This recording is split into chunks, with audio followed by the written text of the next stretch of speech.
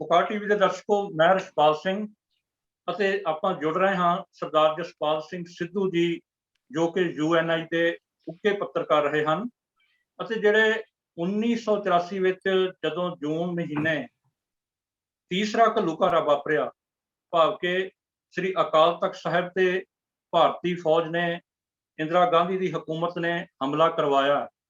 ਉਸ ਵਕਤ ਸਰਦਾਰ ਜਸਪਾਲ ਸਿੰਘ ਜੀ ਸਿੱਧੂ ਉੱਥੋਂ ਦੇ ਚਸ਼ਮਦੀਦ ਗਵਾਹ ਨੇ, ਭਾਵ ਕਿ ਉਹ ਪੱਤਰਕਾਰੀ ਦੀਆਂ ਸੇਵਾਵਾਂ ਦੇ ਰਹੇ ਸਨ ਤੇ ਅਸੀਂ ਉਹਨਾਂ ਕੋਲੋਂ ਉਸ ਮੌਕੇ ਬਾਰੇ ਕੁਝ ਜਾਣਕਾਰੀ ਲੈਣੀ ਚਾਹਾਂਗੇ। ਸਰ ਜਸਪਾਲ ਸਿੰਘ ਸਿੱਧੂ ਜੀ, ਤੁਹਾਡਾ ਪੁਕਾਰ ਟੀਵੀ ਵੱਲੋਂ ਸਵਾਗਤ ਜੀ। ਧੰਨਵਾਦ ਜੀ, ਧੰਨਵਾਦ। ਵਾਹਿਗੁਰੂ ਜੀ ਕਾ ਖਾਲਸਾ, ਵਾਹਿਗੁਰੂ ਜੀ ਕਾ ਖਾਲਸਾ, ਵਾਹਿਗੁਰੂ ਜੀ ਕੀ ਫਤਿਹ। ਸਰ ਜਸਪਾਲ ਸਿੰਘ ਜੀ, ਤੁਸੀਂ ਤੇ ਤੁਹਾਡੀ ਕੋਈ ਟੀਮ ਸ੍ਰੀ ਦਰਬਾਰ ਸਾਹਿਬ ਦੇ ਕੰਪਲੈਕਸ ਦੇ ਵਿੱਚ ਆਉਂਦੇ ਜਾਂਦੇ ਰਹੇ ਹੋ ਤੇ ਇੱਥੋਂ ਤੱਕ ਕਿ ਉਸ ਮੌਕੇ ਦੇ ਨਾਇਕ ਸੰਤ ਜਰਨੈਲ ਸਿੰਘ ਭਿੰਡਰਾਂ ਵਾਲੇ, ਉਹਨਾਂ ਨੂੰ ਵੀ ਮਿਲਦੇ ਰਹੇ ਹੋ ਤੇ ਅੱਜ 3 ਜੂਨ ਹੈ ਤੇ 3 ਜੂਨ ਨੂੰ ਜਿਹੜਾ ਹੈ ਭਾਰਤੀ ਫੌਜ ਜਿਹੜੀ ਹੈ ਅੱਜ ਉਹ ਹਮਲਾ ਕਰ ਦਿੰਦੀ ਹੈ। ਭਾਵੇਂ ਕਿ ਪਹਿਲੀ ਤਰੀਕ ਤੋਂ CRPF ਜਿਹੜੀ ਹੈ ਉਹ ਉੱਥੇ ਹਮਲਾ ਸ਼ੁਰੂ ਕਰ ਦਿੰਦੀ ਹੈ ਤੇ ਇਸ ਸੰਬੰਧ ਵਿੱਚ ਖਾਸ ਕਰਕੇ ਜਿਹੜੀ ਸਾਡੀ ਨਵੀਂ ਪੀੜ੍ਹੀ ਹੈ ਉਹਨੂੰ ਬਹੁਤ ਜ਼ਿਆਦਾ ਜਾਣਕਾਰੀ ਨਹੀਂ ਹੈ ਕਿ ਇਹ ਕੀ ਹੋਇਆ ਸੀ ਤੇ ਕਿਵੇਂ ਹੋਇਆ ਸੀ। ਸੋ ਮੈਂ ਆਪ ਤੁਹਾਡੇ ਕੋਲੋਂ ਬਹੁਤੇ ਸਵਾਲ ਨਾ ਪੁੱਛਦਿਆਂ ਹੋਇਆਂ ਤੁਹਾਡੇ ਕੋਲੋਂ ਇਹ ਚਾਹਾਂਗਾ ਕਿ ਅੱਜ ਦੇ ਦਿਨ ਇਹ ਕਿਵੇਂ ਸਾਰਾ ਭਾਣਾ ਵਾਪਰਿਆ।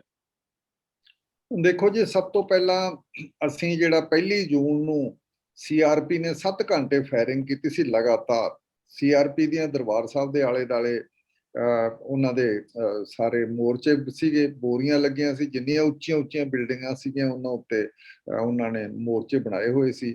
ਤੇ ਅਸੀਂ ਇਸ ਜਿਹੜੀ 1 ਤਰੀਕ ਦੀ ਫਾਇਰਿੰਗ ਹੋਈ ਆ ਉਹਨੂੰ ਅਸੀਂ ਟੈਸਟ ਫਾਇਰਿੰਗ ਕਹਿੰਦੇ ਆ, ਵੀ ਟੈਸਟ ਕਰਨਾ ਸੀ ਵੀ ਵੇਖੋ ਕੀ ਹੋ ਰਿਹਾ, ਕਿੱਥੋਂ ਫਾਇਰ ਆ ਰਹੀ ਹੈ ਆਰਮੀ ਨੇ, ਇੱਕ ਟੈਸਟ ਫਾਇਰਿੰਗ ਦੇ ਲੈਵਲ ਤੇ।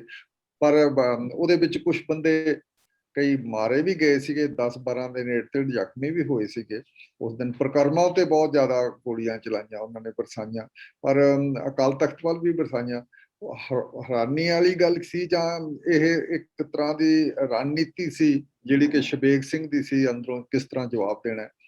ਤੇ ਇਸ ਕਰਕੇ ਸੰਤਾਂ ਦੇ ਵੱਲੋਂ ਉਸ ਦਿਨ ਜਥੇ ਵੱਲੋਂ ਜਾਂ ਅੰਦਰ ਵਾਲੇ ਸਾਰੇ ਸਿੰਘਾਂ ਵੱਲੋਂ ਇੱਕ ਵੀ ਕਿਸੇ ਵੀ ਲੈਵਲ ਉੱਤੇ ਕੋਈ ਅੰਦਰੋਂ ਜਵਾਬ ਨਹੀਂ ਦਿੱਤਾ ਗਿਆ 1 ਤਰੀਕ ਨੂੰ। ਤੇ ਉਸ ਦੇ ਵਿੱਚ ਕੁਝ ਵੀ ਨਹੀਂ ਕਿਸੇ ਵੀ ਲੈਵਲ ਉੱਤੇ। ਅੱਛਾ, ਇਸ ਕਰਕੇ ਤੁਸੀਂ ਇਹ ਹੈਰਾਨ ਮੰਨੋਗੇ ਵੀ ਉਹਨਾਂ ਨੂੰ ਪਤਾ ਹੀ ਨਹੀਂ ਲੱਗਿਆ ਕੀ ਗੱਲ ਹੈ। ਤੇ ਉਹ 'ਚ ਗੋਲੇ ਬਹੁਤ ਵੱਡੇ ਸੀ। 2 ਤਰੀਕ ਨੂੰ ਅਸੀਂ ਫਿਰ ਸਾਰੇ ਪੱਤਰਕਾਰ, ਲੋਕਲ ਪੱਤਰਕਾਰ 4-5 ਪੱਤਰਕਾਰ ਉੱਥੇ ਅਸੀਂ ਗਏ ਔਰ ਅਸੀਂ ਹੈਰਾਨ ਸੀਗੇ ਵੀ ਕਈ ਥਾਈਂ ਥੰਮਾਂ ਦੇ ਵਿੱਚ ਵੱਡੇ ਵੱਡੇ ਨਿਸ਼ਾਨ ਸੀਗੇ। 4 ਚੁਫੇਰੇ ਅਸੀਂ ਨਿਸ਼ਾਨ ਗਿਣਦੇ ਰਹੇ, ਨਿਸ਼ਾਨ ਰਿਪੋਰਟਿੰਗ ਕਰਦੇ ਰਹੇ। ਪਰ ਹੈਰਾਨੀ ਵਾਲੀ ਗੱਲ ਇਹ ਹੈ ਵੀ ਸਾਡਾ 2 ਤਰੀਕ ਨੂੰ ਹੀ ਸਾਰਿਆਂ ਦੀਆਂ ਰਿਪੋਰਟਾਂ ਇੱਥੋਂ ਅੰਮ੍ਰਿਤਸਰ ਵਾਲਿਆਂ ਦੀਆਂ ਛਪਦੀਆਂ ਨਹੀਂ ਸੀ। 3 ਤਰੀਕ ਨੂੰ ਤਾਂ ਸਾਡਾ ਉਹਨਾਂ ਨੇ ਸਾਡੇ ਜਿਹੜੇ ਟੈਲੀਪ੍ਰਿੰਟਰ ਸੀ, ਟੈਲੀਫੋਨ ਦੀਆਂ ਲਾਈਨਾਂ ਸੀ, ਉਹ ਸਾਰੀਆਂ ਕੱਟ ਦਿੱਤੀਆਂ। ਸਾਡੀਆਂ ਕੀ, ਸਾਰੇ ਪੰਜਾਬ 'ਚ ਕੱਟਤੀਆਂ ਸੀ, ਅੰਮ੍ਰਿਤਸਰ ਵਿੱਚ ਵੀ ਕੱਟ ਦਿੱਤੀਆਂ ਗਈਆਂ ਸੀ ਸਾਰੇ। ਤੇ ਸਾਰੇ ਪੰਜਾਬ ਵਿੱਚ ਕਰਫਿਊ ਲੱਗ ਗਿਆ ਸੀ। 3 ਤਰੀਕ ਨੂੰ ਅਸੀਂ 3:30 ਵਜੇ ਉਸ ਦਿਨ 3 ਤਰੀਕ ਨੂੰ ਅੱਜ ਦੇ ਦਿਨ ਅਸੀਂ ਮਿਲੇ ਆ। ਮੈਂ ਇਕੱਲਾ ਨਹੀਂ ਸੀਗਾ, ਸਾਡੇ ਲੋਕਲ ਪੱਤਰਕਾਰ ਸੀ ਜਿਹਦੇ 'ਚ PTI ਦਾ ਗੁਰਦੀਪ ਸਿੰਘ, ਟ੍ਰਿਬਿਊਨ ਦੇ ਸੀ PPS ਗਿੱਲ, ਅਕਾਲੀ ਪੱਤਰਕਾਰ ਦੇ ਮਹਿੰਦਰ ਸਿੰਘ ਔਰ ਇੱਕ ਦੋ ਜਾਣੇ ਸਾਡੇ ਨਾਲ ਹੋਰ ਵੀ ਸੀਗੇ ਸਾਰੇ। ਗੁਰਦੀਪ ਸਿੰਘ ਸੀ ਸਾਡੇ ਨਾਲ ਤੇ ਦੂਸਰੇ ਜਿਹੜੇ PRO ਰਹੇ ਸੀਗੇ SGPC ਦੇ ਹਰਵੀਰ ਭੰਵਰ, ਉਹ ਵੀ ਸਾਡੇ ਨਾਲ ਸੀਗੇ ਸਾਰੇ। ਅਸੀਂ ਇੰਨੇ ਜਾਣੇ ਸਾਰੇ ਅੰਦਰ ਗਏ। ਅਸੀਂ ਉੱਥੋਂ ਅਸੀਂ ਸੰਤਾਂ ਨੂੰ ਮਿਲਣ ਗਏ। ਸਾਨੂੰ ਬੜੀ ਉਤਸੁਕਤਾ ਸੀ, ਸਾਨੂੰ ਬੜੀ ਇਸ ਕਿਸਮ ਦਾ ਸੀ, ਸਾਰਾ ਬੜਾ ਇਸ ਕਿਸਮ ਦਾ ਮਾਹੌਲ ਸੀ ਵੀ ਪਤਾ ਹੀ ਨਹੀਂ ਹੁਣ ਕਦੋਂ ਆ ਜਾਣਾ, ਕਿਸ ਨੂੰ ਅਸੀਂ ਦੁਬਾਰਾ ਮਿਲਣਾ ਜਾਂ ਨਹੀਂ ਮਿਲਣਾ। ਅਸੀਂ 3-3:30 ਵਜੇ ਸਾਰੇ ਬੰਦੇ ਗਏ ਵੀ ਕਿਉਂ ਸੰਤਾਂ ਦੇ ਅਸੀਂ ਜਦੋਂ ਦਾ ਮੋਰਚਾ ਚੱਲ ਰਿਹਾ ਸੀ, ਸੰਤਾਂ ਨੂੰ ਤਕਰੀਬਨ ਅਸੀਂ ਰੋਜ਼ਾਨਾ ਵਾਂਗ ਮਿਲਦੇ ਸੀ ਸਾਰੇ। ਮੋਰਚਾ ਸੀ ਜਿਹੜਾ ਮਾਰਚ 4 ਅਗਸਤ 1982 ਚੋਂ ਸ਼ੁਰੂ ਹੋ ਗਿਆ ਸੀ, ਜਿਹਦੇ ਅੰਦਰ ਸਿੱਖਾਂ ਨੇ ਘੱਟੋ ਘੱਟ 1.5 ਲੱਖ ਤੋਂ ਲੈ ਕੇ 2 ਲੱਖ ਦੇ ਨੇੜੇ ਗ੍ਰਿਫਤਾਰੀਆਂ ਦਿੱਤੀਆਂ ਸੀ। ਬੜਾ ਪੀਸਫੁਲ ਸ਼ਾਂਤਮਈ ਮੋਰਚਾ ਸੀ। ਤੇ ਪਰ ਸਰਕਾਰ ਦੀਆਂ ਜਿਹੜੀਆਂ ਮਨਸ਼ਾ ਸੀ ਉਹਨਾਂ ਨੇ ਕੋਈ ਉਹਦੇ ਵੱਲ ਧਿਆਨ ਨਹੀਂ ਦਿੱਤਾ। ਉਲਟਾ ਸਾਰਾ ਇਸ ਕਰਕੇ ਮਾਹੌਲ ਖੜਾ ਕੀਤਾ ਵੀ ਇਹ ਤਾਂ ਜੀ ਦੇਸ਼ ਨੂੰ ਤੋੜਨਾ ਚਾਹੁੰਦੇ ਆ, ਸਿੱਖ ਅੱਤਵਾਦੀ ਹੈ, ਸਿੱਖ ਹੈ ਜਿਹੜੇ ਤੇ ਉਹ ਇੱਥੇ ਹਿੰਦੂਆਂ ਨੂੰ ਮਾਰ ਰਹੇ ਆ, ਕਤਲ ਕਰ ਰਹੇ ਆ, ਦਰਬਾਰ ਸਾਹਿਬ ਦੀ ਬੇਹਰਮਤੀ ਕਰ ਰਹੇ ਆ। ਇਸ ਕਿਸਮ ਦਾ ਸਾਰਾ ਮਾਹੌਲ ਜਦੋਂ ਹਥਿਆਰਬੰਦ ਲੋਕਾਂ ਦੀ ਅੰਦਰੋਂ ਜਿਹੜੀਆਂ ਫੋਟੋ ਸੀ ਉਹ ਨੈਸ਼ਨਲ ਪ੍ਰੈਸ 'ਚ ਜਾਂਦੀਆਂ ਸੀ। ਨੈਸ਼ਨਲ ਪ੍ਰੈਸ ਦੇ ਵਿੱਚ ਅੱਜ ਵੀ ਹਜੇ ਤੱਕ ਭੁਲੇਖਾ ਜਿਹੜਾ ਮੈਂ ਥੋੜਾ ਜਿਹਾ ਕਲੀਅਰ ਕਰਦਾ ਚਾਹੁੰਦਾ ਆਉਣ ਵਾਲੀ ਜਨਰੇਸ਼ਨ ਲਈ ਵੀ ਸਿੱਖਾਂ ਦੇ ਵਿੱਚ ਬਹੁਤ ਵੱਡੀ ਇਹ ਪਰੰਪਰਾ ਪੁਰਾਣੀ ਵੀ ਜਿਹੜਾ ਸਾਡਾ ਜਿਹੜਾ ਧਾਰਮਿਕ ਸਥਾਨ ਹੈ ਉਹਦੇ ਵਿੱਚ ਹਥਿਆਰ ਵੀ ਹੁਣ ਜਾਂਦੇ ਆ। ਉਹ ਕੋਈ ਮੰਦਰਾਂ ਦੀ ਤਰ੍ਹਾਂ ਨਹੀਂ ਹੈ ਜਿਹਦੇ ਮੰਦਿਰ ਦੇ ਵਿੱਚ ਕੋਈ ਹਥਿਆਰ ਨਹੀਂ ਜਾ ਸਕਦਾ, ਜਾਂ ਉੱਥੇ ਪਾਂਡਾ ਜਿੰਨੇ ਮੰਤਰ ਪੜ੍ਹਦਾ ਜਾਂ ਉੱਥੋਂ ਦਾ ਜਿਹੜਾ ਪੰਡਤ ਹੈ ਉਹ ਸਾਰਾ ਪੜ੍ਹਦਾ ਮੰਤਰ, ਤੇ ਹੋਰ ਕੋਈ ਗੱਲਬਾਤ ਨਹੀਂ। ਸਾਡਾ ਇਹ ਇੱਕ ਸਮਾਜਿਕ ਲੈਵਲ ਦਾ ਇੱਕ ਗੈਦਰਿੰਗ ਦਾ ਸਥਾਨ ਹੈ ਹੁੰਦਾ ਗੁਰਦੁਆਰਾ ਸਾਹਿਬ, ਧਾਰਮਿਕ ਤੇ ਸਪਿਰਿਚੁਅਲ ਤੇ ਪਲੱਸ ਸਾਡੀਆਂ ਜਿਹੜੀਆਂ ਦੁਨੀਆਦਾਰੀਆਂ ਦੀਆਂ ਗੱਲਾਂ ਵੀ ਹੈ, ਤੇ ਜਿਹਦੇ ਵਿੱਚ ਅਸੀਂ ਸਿਆਸਤ ਕਹਿ ਦਿੰਦੇ ਹਾਂ। ਧਰਮ ਤੇ ਸਿਆਸਤ ਦੋਨੋਂ ਇਕੱਠੀਆਂ ਹੁੰਦੀਆਂ। ਅਸੀਂ ਕਦੇ ਵੀ ਨਹੀਂ ਹੋਇਆ ਵੀ ਅਸੀਂ ਮੀਰੀ ਤੇ ਪੀਰੀ ਦਾ ਸੰਕਲਪ, ਮੀਰੀ ਤੇ ਬਿਲਕੁਲ ਠੀਕ ਤੁਸੀਂ ਕਹਾਇਆ, ਇਹ ਮੀਰੀ ਤੇ ਪੀਰੀ ਦਾ ਸੰਕਲਪ ਇਕੱਠਾ ਹੋਣ ਕਰਕੇ ਲੋਕਾਂ ਨੂੰ ਪਤਾ ਨਹੀਂ। ਇਸ ਕਰਕੇ ਸਾਡੇ ਲਈ ਕੋਈ ਸਿੱਖਾਂ ਲਈ ਕੋਈ ਵੱਖਰੀ ਗੱਲ ਨਹੀਂ ਸੀ ਵੀ ਇਹ ਹਥਿਆਰਬੰਦ ਆਦਮੀ ਅੰਦਰ ਕਿਉਂ ਜਾਂਦੇ ਆ। ਪਰ ਸਰਕਾਰ ਨੇ ਉਹਦਾ ਫਾਇਦਾ ਬਹੁਤ ਲਿਆ, ਪ੍ਰਚਾਰ ਕੀਤਾ, ਲੋਕਾਂ ਨੂੰ ਪਤਾ ਨਹੀਂ ਸੀ। ਬਾਹਰ ਨੌਨ ਸਿੱਖ ਨੂੰ ਤਾਂ ਖਾਸ ਕਰਕੇ ਪਤਾ ਨਹੀਂ ਸੀ, ਇੱਥੋਂ ਵਾਲੇ ਪੰਜਾਬੀ ਹਿੰਦੂਆਂ ਨੂੰ ਨਹੀਂ ਸੀ ਪਤਾ, ਸਾਡੇ ਸਿੱਖਾਂ ਵਿੱਚ ਵੀ ਨਹੀਂ ਬਹੁਤਾਂ ਨੂੰ ਪਤਾ। ਤੁਸੀਂ ਮੰਨ ਸਕਦੇ ਹੋ ਵੀ ਸਿੱਖਾਂ 'ਚ ਵੀ ਇਹੋ ਜਿਹੇ ਰਾਸ਼ਟਰਵਾਦੀ ਸਿੱਖ ਹੈ ਜਿਹੜੇ ਕਹਿਣ ਜੀ ਜੇ ਸੰਤ ਭਿੰਡਰਾਂ ਵਾਲੇ ਦਰਬਾਰ ਸਾਹਿਬ ਤੇ ਨਾ ਜਾਂਦੇ ਤਾਂ ਇਹ 3 ਤਰੀਕ ਨੂੰ ਅੱਜ ਦੇ ਦਿਨ ਹਮਲਾ ਕਰਨ ਦੀ ਕੀ ਲੋੜ ਸੀ ਫੌਜ ਨੂੰ? ਫੌਜ ਨੇ ਘੇਰਾ ਪਾਉਣਾ ਹੀ ਨਹੀਂ ਸੀ। ਤੇ ਕਿਉਂ ਅਕਾਲ ਤਖਤ ਤੇ ਗਏ? ਇਹ ਤਾਂ ਖੁਦ ਹੀ ਜੇ ਇਹਨਾਂ ਨੂੰ ਚਾਹੀਦਾ ਸੀ ਵੀ ਇਹ ਅਕਾਲ ਤਖਤ ਲਈ ਇੰਨਾ ਪਿਆਰ ਕਰਦੇ ਸੀ, ਸਤਿਕਾਰ ਕਰਦੇ ਸੀ, ਤਾਂ ਬਾਹਰ ਜਾ ਕੇ ਲੜਨਾ ਸੀ। ਇਸ ਕਿਸਮ ਦੀਆਂ ਜਿਹੜੀਆਂ ਗਲਤਫਹਿਮੀਆਂ ਸਾਡੇ ਬੰਦੇ ਅੱਜ 37 ਸਾਲਾਂ ਬਾਅਦ ਵੀ ਇਹ ਪਾਲੀ ਬੈਠੇ ਆ। ਬਹੁਤ ਇਹ ਗੱਲ ਨਹੀਂ ਹੈ। ਸਿੱਖਾਂ ਦਾ ਜਿਹੜਾ ਸ਼ੁਰੂਆਤ ਹੈ ਸਾਰੀ ਦੀ ਸਾਰੀ, ਉਹ ਸਾਰੀ ਦੀ ਸਾਰੀ ਉੱਥੋਂ ਸ਼ੁਰੂ ਹੋਈ ਹੈ। ਅਕਾਲ ਤਖਤ ਦੀ ਸਿਰਜਣਾ 1604 ਚ ਹੋਈ ਹੈ, ਹਰਗੋਬਿੰਦ ਸਾਹਿਬ ਨੇ ਕੀਤੀ ਹੈ। ਉੱਥੇ ਸਾਡਾ ਇਹੀ ਸੀਗਾ ਕਿ ਤੁਸੀਂ ਹਥਿਆਰ ਲੈ ਕੇ ਪਹੁੰਚੋ, ਘੋੜੇ ਲੈ ਕੇ ਪਹੁੰਚੋ। ਤੇ ਅਸੀਂ ਬਰਾਬਰ ਦਾ, ਇਸੇ ਕਰਕੇ ਅਸੀਂ ਦਰਬਾਰ ਸਾਹਿਬ ਕਹਿੰਦੇ ਆ ਵੀ ਅਸੀਂ ਦਿੱਲੀ ਦੇ ਦਰਬਾਰ ਦੇ ਬਰਾਬਰ ਦਾ ਸੀ, ਸੱਤਾ ਦਾ ਕੇਂਦਰ ਸਾਡਾ ਸੀ। ਸਾਡਾ ਜਿਹੜਾ ਮੀਰੀ ਪੀਰੀ ਦਾ ਕੇਂਦਰ ਬਰਾਬਰ ਦਾ ਕੇਂਦਰ ਸੀ ਸਾਰਾ। ਇਸ ਕਰਕੇ ਸਾਡੀ ਐਡ ਅਸੀਂ ਕੀ ਕੀਤਾ ਸਿੱਖਾਂ ਨੇ, ਐਡ ਅਸੀਂ ਇੱਕ ਗੱਲ ਮੈਂ ਤੁਹਾਡੇ ਸਵਾਲ ਪੁੱਛਣ ਤੋਂ ਪਹਿਲਾਂ ਐਡ ਅਸੀਂ ਇਹ ਕੀਤਾ, ਸਾਡਾ ਸਪਿਰਿਚੁਅਲਿਜ਼ਮ ਵੀ ਇਹਦੇ ਵਿੱਚ ਸੀ। ਤੇ ਫਿਰ ਇਸ ਕਰਕੇ ਅਸੀਂ ਜਦੋਂ ਸੰਤਾਂ ਨੂੰ ਮਿਲੇ, ਜਿਹੜੀ ਤੁਸੀਂ ਮੈਨੂੰ ਗੱਲ ਪੁੱਛਣਾ ਚਾਹੁੰਦੇ ਹੋ 3 ਤਰੀਕ ਨੂੰ, ਤੇ ਅੱਜ 3:30 ਵਜੇ ਸਮਝੋ ਹੁਣ ਮੈਨੂੰ ਇਹ ਲੱਗ ਰਿਹਾ ਵੀ ਇਸ ਵੇਲੇ ਇਸ ਟਾਈਮ ਤੇ ਜਿਹੜਾ ਹੁਣ ਵੀ 3:30 ਦੇ ਇਹੀ ਸਮਾਂ ਸੀ। ਅਸੀਂ ਸੰਤਾਂ ਕੋਲ ਬੈਠੇ ਸੀ। ਅਸੀਂ ਗੱਲ ਕਰ ਰਹੇ ਹਾਂ 2021 ਚ ਕਰ ਰਹੇ ਹਾਂ, 37 ਸਾਲਾਂ ਬਾਅਦ ਉਸੇ ਸਮੇਂ ਤੇ ਗੱਲ ਕਰ ਰਹੇ ਹਾਂ। ਤੇ ਸੰਤਾਂ ਦੇ ਉਸ ਕਿਸਮ ਦੀ ਫਤੂਈ ਪਾਈ ਸੀ, ਸੰਤਾਂ ਦੇ ਕਸ਼ਹਿਰਾ ਪਾਇਆ ਸੀ, ਸਿਰ ਦੇ ਉੱਤੇ ਪਰਨਾ ਬੰਨਿਆ ਸੀ, ਗਰਮੀ ਬਹੁਤ ਜ਼ਿਆਦਾ ਸੀ। ਅੱਜ ਤਾਂ ਇਸ ਸਾਲ ਦੀ ਜਿਹੜੀ 2021 ਦੀ ਜਿਹੜੀ 37 ਸਾਲਾਂ ਬਾਅਦ ਜਿਹੜੀ ਇਹ ਜੂਨ ਚੱਲ ਰਿਹਾ ਹੈ, ਬਹੁਤ ਠੰਡਾ ਹੈ। ਉਦੋਂ ਜੂਨ ਬਹੁਤ ਗਰਮ ਸੀ, ਤਪਿਆ ਹੋਇਆ ਸੀ। ਜਿੰਨਾ ਤਪਸ਼ ਬਾਹਰ ਸੀ ਉਨੀ ਹੀ ਸਮਝੋ ਵੀ ਲੋਕਾਂ ਦੇ ਮਨਾਂ 'ਚ ਤਪਸ਼ ਸੀ। ਉਸ ਕਿਸਮ ਦਾ ਸਾਰਾ ਮਾਹੌਲ ਸੀ ਸਾਰਾ। ਅਸੀਂ ਸੰਤਾਂ ਨਾਲ ਮਿਲੇ, ਗੱਲਬਾਤ ਕੋਈ ਬਹੁਤੀ ਸਾਡੀ ਹੋ ਨਹੀਂ ਸਕੀ, ਨਾ ਕਿਸੇ ਦਾ ਬੋਲਣ ਨੂੰ ਦਿਲ ਕਰਦਾ ਸੀ। ਸਾਰਾ ਸਾਡੇ ਨਿਗਾਹਾਂ ਦੇ ਰਾਹੀਂ ਸਾਰਾ ਆਪਸ ਵਿੱਚ ਦੀ ਆਦਾਨ ਪ੍ਰਦਾਨ ਹੋ ਰਿਹਾ ਸੀ। ਸਾਰੇ ਸਮਝ ਰਹੇ ਸੀ ਵੀ ਅਸੀਂ ਇਹਨਾਂ ਜਿਹੜੇ ਹੁਣ ਬੈਠੇ ਹੈਗੇ ਸੰਤਾਂ ਦੇ ਨਾਲ ਦੇ ਜਥੇ ਦੇ ਬੰਦੇ ਜਾਂ ਸੰਤ, ਅਸੀਂ ਇਹਨਾਂ ਨੂੰ ਮੁੜ ਕੇ ਮਿਲ ਸਕਾਂਗੇ ਕਿ ਨਹੀਂ। ਸਾਨੂੰ ਸਾਰਿਆਂ ਨੂੰ ਤੌਖਲਾ ਵੀ ਸੀ ਇਸ ਗੱਲ ਦਾ, ਤੇ ਉਹ ਤੌਖਲਾ ਸਾਡਾ ਸੱਚ ਵੀ ਹੋਇਆ। ਤੁਸੀਂ ਸੰਤਾਂ ਨੂੰ ਕੋਈ ਸਵਾਲ ਤਾਂ ਕੀਤਾ ਹੋਏਗਾ? ਸਵਾਲ ਅਸੀਂ ਇਹੀ ਚੱਲ ਪਈ ਜੀ, ਆਹ ਦੇਖੋ ਕਿਸ ਤਰੀਕੇ ਨਾਲ ਘੇਰਾ ਬੰਨ ਲਿਆ।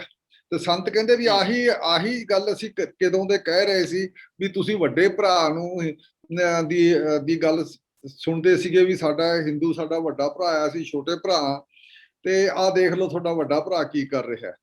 ਤਾਂ ਇਸ ਕਿਸਮ ਦੀ ਗੱਲ ਹੋ ਰਹੀ। ਬਾਕੀ ਸੰਤਾਂ ਨੇ ਸਾਡੇ ਨਾਲ ਘੱਟ ਗੱਲ ਹੋਈ, ਕਿਉਂਕਿ ਸਾਨੂੰ ਤਾਂ ਪਤਾ ਸੀ ਫੌਜ ਉੱਤੇ ਆਈ ਵੀ ਸੀ, ਆਲੇ ਦੁਆਲੇ ਘੇਰਾ ਪਿਆ ਵਾ ਸੀ। ਸਾਡੇ ਕੋਲ ਵੀ ਥੋੜਾ ਜਿਹਾ ਕਰਫਿਊ ਦੇ ਦੌਰਾਨ ਥੋੜੀ ਜਿਹੀ ਢਿੱਲ ਸੀ, ਉਹ ਕਰਫਿਊ 'ਚ ਅਸੀਂ ਢਿੱਲ ਵਿੱਚ ਹੀ ਮਿਲ ਸਕਦੇ ਸੀ। ਮੁੜ ਕੇ ਜਿਹੜੇ ਫਸ ਕੇ ਉੱਥੇ ਰਹਿ ਗਏ, ਕਿਉਂਕਿ ਜਿਹੜੀ ਵੀ ਬਾਹਰ ਅਨਾਉਂਸਮੈਂਟ ਹੋ ਰਹੀ ਸੀ ਵੀ ਤੁਸੀਂ ਬਾਹਰ ਆ ਜਾਓ, ਉਹ ਅਨਾਉਂਸਮੈਂਟ ਐਵੇਂ ਪੰਜਾਬ ਪਬਲਿਕ ਰਿਲੇਸ਼ਨ ਦੇ ਇੱਕ ਗੱਡੀ ਤੋਂ ਹੋ ਰਹੀ ਸੀ ਜਿਹਦਾ ਕਿਤੇ ਅੰਦਰ ਸੁਣਾਈ ਦਿੱਤਾ ਜਾਂ ਨਹੀਂ ਦਿੱਤਾ।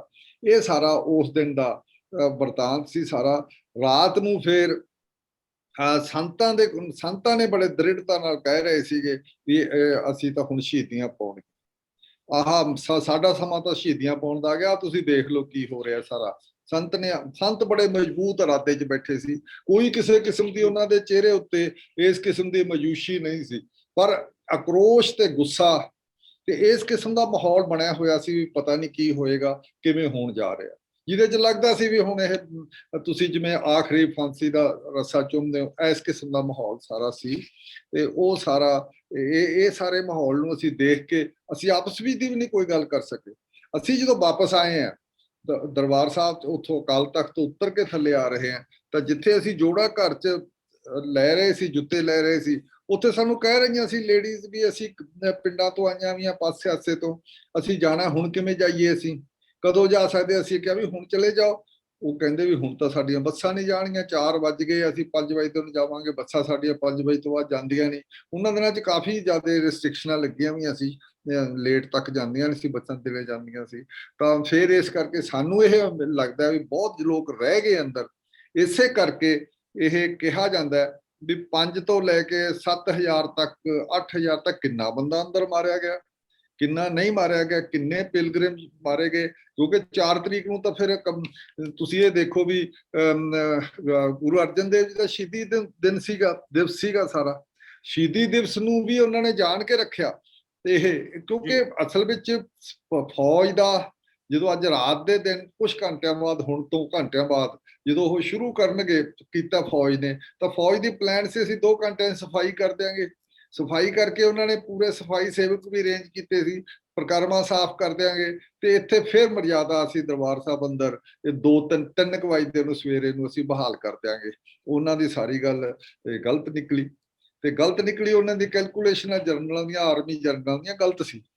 ਤੇ ਜਨਰਲ ਸ਼ਬੇਗ ਸਿੰਘ ਦੀ ਜਿਹੜੀ ਅੰਦਰ ਸਟ੍ਰੈਟਜੀ ਸੀ, ਉਹ ਕੱਲਾ ਸੰਤਾਂ ਦੇ ਸੁਖਬੀਰ ਸਿੰਘ ਨੂੰ ਪਤਾ ਸੀ, ਸ਼ਬੇਗ ਸਿੰਘ ਵੱਲੋਂ ਹੀ ਸਾਰਾ ਹੋਇਆ ਸੀ, ਜਿਹੜਾ ਕਿ ਉਹਨਾਂ ਨੇ ਮੋੜਵਾਂ ਜਵਾਬ ਦਿੱਤਾ। ਤੇ ਇਸ ਕਰਕੇ 3 ਤਾਰੀਖ ਨੂੰ ਭਾਰਤੀ ਫੌਜ ਅੰਦਰ ਦਾਖਲ ਹੋ ਗਈ ਸੀ ਪ੍ਰਕਰਮਾਂ ਦੇ? ਨਹੀਂ, ਇਹਦੇ ਅੰਦਰ ਨਹੀਂ ਸੀ ਹੋਈ ਜਦੋਂ ਅਸੀਂ ਗਏ ਆ, ਬਸ ਉਦੋਂ ਅੰਦਰ ਨਹੀਂ ਸੀ ਹੋਈ, ਪਰ ਆਲੇ ਦਾਲੇ ਸਾਰੇ ਅਸੀਂ ਲੰਘ ਕੇ ਆਏ ਆ ਕੋਤਵਾਲੀ ਤੋਂ। ਕੋਤਵਾਲੀ ਲੰਘ ਕੇ ਆਏ ਤਾਂ ਉੱਥੇ ਸਾਨੂੰ ਪਤਾ ਲੱਗ ਗਿਆ ਸੀਗਾ ਵੀ ਕੇਬਲ ਵਿਛੀਆਂ ਹੋਈਆਂ ਸਾਰੀਆਂ ਫੌਜ ਦੀਆਂ, ਫੌਜ ਪਾਸੇ ਆਸੇ ਖੜੀ ਹੈ, ਪਰ ਫੌਜ ਦਿਖਾਈ ਨਹੀਂ ਸੀ ਦੇ ਰਹੀ ਸਾਨੂੰ ਅਜੇ ਇਸ ਕਿਸਮ ਦਾ। ਇਹ ਵੀ ਸਾਨੂੰ ਪਤਾ ਲੱਗ ਗਿਆ ਸੀ ਵੀ ਉਹਨਾਂ ਨੇ ਆਪ ਦਾ ਇੱਕ ਕੰਟਰੋਲ ਸੈਂਟਰ ਬਣਾ ਲਿਆ, ਜਿਹਨੂੰ ਇਹ ਆਰਮੀ ਵਾਲੇ ਵਾਰ ਰੂਮ ਬਾਅਦ 'ਚ ਕਹਿੰਦੇ ਦੱਸਦੇ ਰਹੇ ਆ। ਉਹ ਵਾਰ ਰੂਮ ਸੀ ਜਿਹੜਾ ਬਹੁਤ ਉੱਚੀ ਇੱਕ ਬਿਲਡਿੰਗ ਤੇ ਦਰਬਾਰ ਸਾਹਿਬ ਤੇ ਉੱਥੇ ਉਹਨਾਂ ਨੇ ਨੇੜੇ ਜੇ ਬਾਹਰ ਬਣਾਈ ਸੀ, ਜਿਹਦੇ ਤੋਂ ਸਾਰਾ ਉਹ ਦੇਖ ਰਹੇ ਸੀਗੇ। ਤਾਂ ਉਹਨਾਂ ਨੇ ਬਿਲਕੁਲ ਹੀ ਕਿਹਾ ਜਾਂਦਾ ਵੀ ਪੰਜਾਬ ਗੌਰਮੈਂਟ ਤੇ ਜਿਹੜੀ ਇਹਨਾਂ ਦੀ ਇੰਟੈਲੀਜੈਂਸ ਸੀ, ਹੋਰ ਉਹਨਾਂ ਦੀ ਪਰਵਾਹ ਨਹੀਂ ਕੀਤੀ। ਉਹਨਾਂ ਦੇ ਆਪ ਦੀ ਇੰਟੈਲੀਜੈਂਸ ਤੇ ਜਿਹੜੀਆਂ ਰਿਪੋਰਟਾਂ ਸੀ ਉਹਨਾਂ ਨੂੰ ਉਸ CID ਨੇ ਆਪਦੀਆਂ, ਆਰਮੀ CID ਦੀਆਂ, ਉਹਦੇ ਉੱਤੇ ਹੀ ਸਾਰਾ ਕੰਮ ਉਹਨਾਂ ਨੇ ਕੀਤਾ। ਤੇ ਰਾਤ ਨੂੰ ਫਿਰ ਸਾਰੇ ਅਸੀਂ ਆਪਦੇ ਜਦੋਂ ਅਸੀਂ ਆਪਣੇ ਚਲੇ ਗਏ ਸੀ ਘਰਾਂ 'ਚ, ਤੇ ਸਾਨੂੰ ਸੁਣ ਗਿਆ ਸੀ ਰਾਤ ਨੂੰ, ਸਾਰੀ ਰਾਤ ਨੂੰ ਫਿਰ ਗੋਲੀ ਫਿਰ ਅੱਧੀ ਰਾਤ ਤੋਂ ਬਾਅਦ ਚੱਲਣੀ ਸ਼ੁਰੂ ਹੋ ਗਈ ਸੀ। ਤੇ ਇਹ ਗੋਲੀ ਚੱਲਦੀ ਰਹੀ ਅੱਧੀ ਰਾਤ ਨੂੰ, 3 ਤੇ 4 ਦੀ ਰਾਤ ਨੂੰ, 3 ਤੇ 4 ਦੀ ਰਾਤ ਨੂੰ। ਬੇਸਿਕਲੀ ਦੇਖੀਏ ਤਾਂ 4 ਚੜ ਗਿਆ ਸੀਗਾ, 4 ਚੜੇ ਤੋਂ ਹੋਇਆਗਾ, 4 ਚੜੇ ਤੋਂ ਹੋਇਆ ਸਾਰਾ। ਗੋਲੀ ਚੱਲਣ ਲੱਗ ਗਈ ਸੀ ਪਹਿਲਾਂ ਉਹਨਾਂ ਦੀ ਗੋਲੀ ਜਦੋਂ ਚੱਲੀ ਤਾਂ ਉਹਦੇ ਪਾਸੇ ਟੈਂਕੀ ਉੱਤੇ ਹੋਰ ਪਾਸੇ ਆਸੇ ਜਿਹੜੇ ਫੈਡਰੇਸ਼ਨ ਦੇ ਸੀ ਸਾਰੇ, ਇਹਨਾਂ ਦੇ ਅੰਦਰਲੇ ਪਾਸੇ ਕੁਝ ਸਿੰਘ ਦੇ ਮੋਰਚੇ ਸੀਗੇ ਸਾਰੇ। ਉਹ ਮੋਰਚੇ ਤਕਰੀਬਨ ਇਹਨਾਂ ਨੇ 4 ਸਵੇਰੇ ਮਾਰਨੇ ਸ਼ੁਰੂ ਕਰਤੇ ਸੀ, ਔਰ 4 ਤਰੀਕ ਤੱਕ ਕਾਫੀ ਦੇਰ ਤੱਕ ਉਹ ਟੁੱਟ ਗਏ ਸੀ। ਫਿਰ ਇਹਨਾਂ ਨੇ 4 ਤਰੀਕ ਨੂੰ ਕੱਲ ਦੇ ਦਿਨ ਤੁਸੀਂ ਇਹ ਦੇਖੋ, ਫਿਰ ਇਹਨਾਂ ਨੇ ਕਮਾਂਡੋ ਉਤਾਰੇ। ਕਮਾਂਡੋ ਤੋਂ ਇਹ ਸੀਗਾ ਵੀ ਜੇ ਕਮਾਂਡੋ ਆਉਣਗੇ ਤਾਂ ਫਿਰ ਅਸੀਂ ਸਿੱਧੇ ਕਮਾਂਡੋ ਅਕਾਲ ਤਖਤ ਦੇ ਅੰਦਰ ਜਾਣਗੇ, ਬੇਸਮੈਂਟ 'ਚ ਉੱਥੇ ਸੰਤ ਹੈ ਤੇ ਅਸੀਂ ਸਾਰੇ ਫੜ ਲਿਆਵਾਂਗੇ। ਇਹਨਾਂ ਦੀ ਕੋਸ਼ਿਸ਼ ਇਹ ਵੀ ਸੀ, ਜਿਹੜੀ ਕੁਲਦੀਪ ਬਰਾੜ ਆ ਜਿਹੜਾ ਜਨਰਲ, ਉਹ ਕਹਿੰਦਾ ਸੀਗਾ ਸਾਰਾ, ਉਹਦੇ ਬਾਰੇ ਕਾਫੀ ਕੁਝ ਬਾਹਰ ਆ ਗਿਆ ਵੀ ਉਹ ਕਹਿੰਦਾ ਸੀ ਜਦੋਂ ਇੱਥੇ ਆ ਕੇ ਸਾਡੇ ਗੋਲੀਆਂ ਚੱਲਣ ਲੱਗੀਆਂ, ਤੋਪਾਂ ਬੀੜੀਆਂ ਗਈਆਂ ਸਾਰੇ, ਤਾਂ ਇਹ ਚੂਹਿਆਂ ਵਾਂਗੂ ਬਾਹਰ ਨਿਕਲ ਆਉਣਗੇ, ਜਿਵੇਂ ਖੁੱਡ ਵਿੱਚ ਪਾਣੀ ਪੈ ਜੇ ਤੇ ਸਾਰੇ ਬਾਹਰ ਆ ਜਾਂਦੇ ਚੂਹੇ। ਤੇ ਇਸ ਤਰੀਕੇ ਨਾਲ ਇਹ ਸਾਰਾ ਕੁਝ, ਪਰ ਇਹ ਇਹਨਾਂ ਦਾ ਗਲਤ ਨਿਕਲਿਆ ਸਾਰਾ। ਸਿੰਘ ਪੂਰੇ ਕਮਿਟਡ ਸੀਗੇ। ਭਾਰਤੀ ਫੌਜ ਦੇ ਸਾਰੇ ਅਨੁਮਾਨ ਜਿਹੜੇ ਉਹ ਗਲਤ ਨਿਕਲੇ। ਭਾਰਤੀ ਫੌਜ ਦੇ ਜਿਹੜੇ ਅਨੁਮਾਨ ਸਨ, ਅੰਦਾਜ਼ੇ ਸਨ, ਉਹ ਗਲਤ ਨਿਕਲੇ। ਬਿਲਕੁਲ, ਜਦੋਂ ਇੱਕ ਪਾਸੇ ਤਲੀ ਤੇ ਧਰ ਕੇ ਹੱਥ, ਤਲੀ ਤੇ ਸੀਸ ਧਰ ਕੇ ਜਦੋਂ ਲੜਦਾ ਤਾਂ ਉਹਦੇ ਵਿੱਚ ਭਾੜੇ ਦਾ ਕੋਈ ਵੀ ਸੋਲਜਰ ਹੋਵੇ, ਜਿਹੜਾ ਤਨਖਾਹਦਾਰ ਸੋਲਜਰ ਹੁੰਦਾ, ਫਿਰ ਉਸ ਮੁਕਾਬਲੇ 'ਚ ਲੜ ਨਹੀਂ ਸਕਦਾ। ਓਡੀ ਵੱਡੀ ਨਹੀਂ ਗੱਲਬਾਤ ਹੋ ਸਕਦੀ। ਨਾਲੇ ਫਿਰ ਜਿਹੜੇ ਲੜਨ ਗਏ ਸੀ ਅੰਦਰ ਧਾਰਮਿਕ ਸਥਾਨ ਉੱਤੇ, ਸਿੱਖਾਂ ਦਾ ਸਭ ਤੋਂ ਉੱਤਮ ਜਿਹੜਾ ਸਭ ਤੋਂ ਵੱਡਾ ਧਾਰਮਿਕ ਸਥਾਨ ਹੈ, ਉੱਥੇ ਜਾ ਕੇ ਹਮਲਾ ਕੀਤਾ। ਤੇ ਇਹਨਾਂ ਨੂੰ ਇਸ ਕਿਸਮ ਦੀ ਗਿਲਟ ਆਉਣੀ ਵੀ ਚਾਹੀਦੀ ਸੀ। ਇਸ ਕਿਸਮ ਦਾ ਉਹਨਾਂ ਨੂੰ ਇਹ ਅਹਿਸਾਸ ਹੋਣਾ ਚਾਹੀਦਾ ਸੀ ਵੀ ਕਿੱਥੇ ਭੇਜ ਰਹੇ ਆ। ਪਰ ਝੂਠ ਬਹੁਤ ਉਹਨਾਂ ਨੇ ਬੋਲਿਆ ਸੀ, ਝੂਠ ਬੋਲਿਆ ਸੀ। ਇਸ ਕਰਕੇ ਇੱਕ ਕੈਪਟਨ ਸੀ ਸਰਦਾਰ, ਜਿਹੜਾ ਉਸ ਦਿਨ ਪਹਿਲੇ ਦਿਨ ਭੇਜਿਆ ਗਿਆ ਅੰਦਰ, ਜਿਹਨੇ ਕਿਹਾ ਜੀ ਮੈਂ ਜਾਣਾ ਸਭ ਤੋਂ ਪਹਿਲਾਂ। ਉਹ ਸਰਦਾਰ ਦੀ ਬਾਅਦ ਚ ਇੰਟਰਵਿਊ ਵੀ ਟਾਈਮਸ ਆਫ ਇੰਡੀਆ 'ਚ ਛਪੀ ਸੀ। ਤਾਂ ਫਿਰ ਉਹਦੇ ਕੁਛ ਤੋਂ ਗੋਲੀਆਂ ਗਾਲੀਆਂ ਵੱਜੀਆਂ ਲੱਤਾਂ 'ਚ, ਤੇ ਉਹਨੂੰ ਇਹਨਾਂ ਨੇ ਬੜਾ ਸਨਮਾਨ ਵੀ ਦਿੱਤਾ, ਤੇ ਬਾਅਦ ਚੋਂ ਪਛਤਾਤਾਪ ਵੀ ਉਹਨੇ ਬਹੁਤ ਕੀਤਾ ਵੀ ਮੈਥੋਂ ਗਲਤੀ ਹੋ ਗਈ ਸੀ। ਇਹਨਾਂ ਨੇ ਇਸ ਕਿਸਮ ਦਾ ਪੇਸ਼ ਕੀਤਾ ਸਾਰਾ, ਵੀ ਦਰਬਾਰ ਸਾਹਿਬ ਦੇ ਅੰਦਰ ਤਾਂ ਬਹੁਤ ਹੁਰਮਤੀ ਹੋ ਰਹੀ ਹੈ, ਬੜੀਆਂ ਗਲਤ ਗੱਲਾਂ ਹੋ ਰਹੀਆਂ, ਤੇ ਇਸ ਕਰਕੇ ਅਸੀਂ ਇਹਦੀ ਸਫਾਈ ਕਰਨੀ ਹੈ।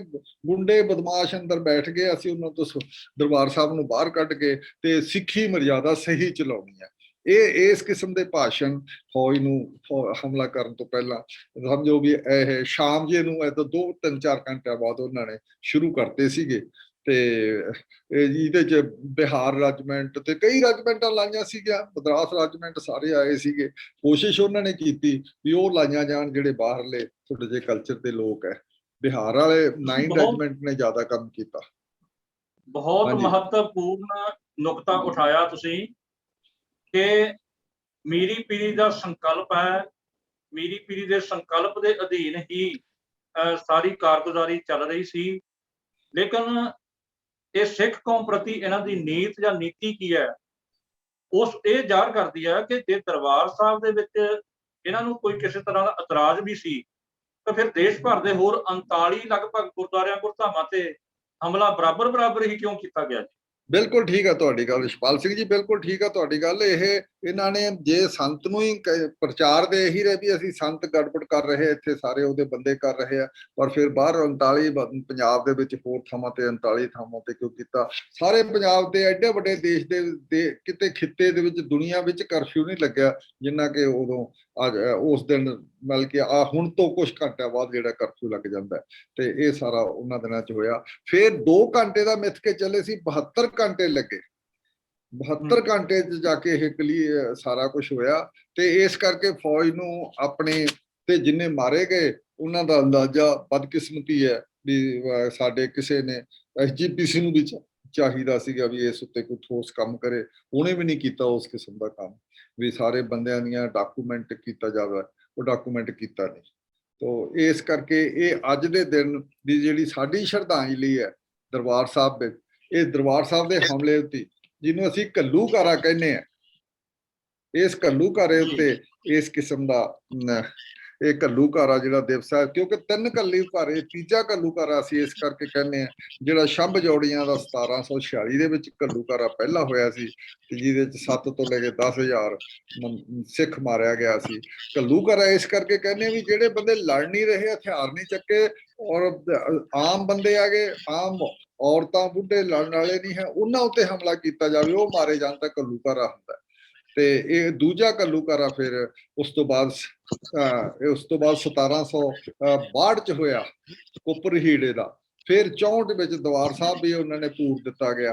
ਤੇ ਇਸ ਤੋਂ ਬਾਅਦ 220 ਸਾਲ ਬਾਅਦ, ਹੁਣ ਤੋਂ ਬਾਅਦ ਕੁਝ ਘੰਟਿਆਂ ਬਾਅਦ 220 ਸਾਲਾਂ ਬਾਅਦ ਹਮਲਾ ਇੰਡੀਅਨ ਸਟੇਟ ਨੇ ਕੀਤਾ, ਭਾਰਤੀ ਫੌਜ ਨੇ ਕੀਤਾ। ਤੇ ਸਭ ਤੋਂ ਜ਼ਿਆਦਾ ਦੁੱਖ ਦੀ ਗੱਲ ਇਹ ਹੈ ਵੀ ਡੈਮੋਕ੍ਰੈਟਿਕ ਤੇ ਵੱਡੀ ਦੁਨੀਆ ਦੀ ਜਮਹੂਰੀਅਤ ਕਹਾਉਣ ਵਾਲਾ ਇੰਡੀਅਨ ਸਟੇਟ ਨੇ ਖੁਦ ਆਪਣੇ ਆਪ ਨੂੰ, ਉਹਨਾਂ ਨੇ ਇਹ ਕੀਤਾ। ਉਹ ਯੁੱਗ ਵੱਖਰੇ ਸੀ 1700 ਜਦੋਂ ਅਹਿਮਦ ਸ਼ਾਹ ਅਬਦਾਲੀ ਕਰਦਾ, 1750 ਦੇ 1750 ਦੇ ਨੇੜੇ ਤੇ ਸਾਰਾ ਕੁਝ ਹੋ ਰਿਹਾ ਸੀ।